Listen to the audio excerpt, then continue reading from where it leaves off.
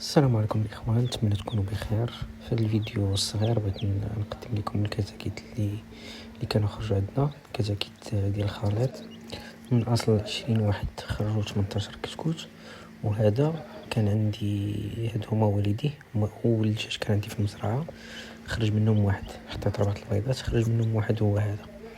إذا كيف ما كتشوفوا هادو هما الكتاكيت ديالنا ديال خليط السلالات. كاين هنا في المجموعة 19 واحد، الحمد لله في صحة جيدة. درتهم في هاد البلاصة هادي مؤقتا، بين ما حيت أنا دابا في الدار في المدينة ماشي في البادية، ماشي في المزرعة. دابا هنايا مؤقتا غير بين ما مشينا للمزرعة. المهم الحمد لله الأمور راها مزيانة في صحة جيدة. مازال عندنا حوايج أخرين حنا دايرين في الفقاصة، إن شاء الله نتمنى يكون خير، ونتمنى نوصلوا لداكشي اللي بغينا. وكما العادة ما تنساوش انكم تخليو لنا واحد لايك وتشتركوا معنا في القناة باش تشوفوا المراحل ديال التطور ديال هادشي ان شاء الله. المهم شكرا لكم الاخوان، ومع السلامة.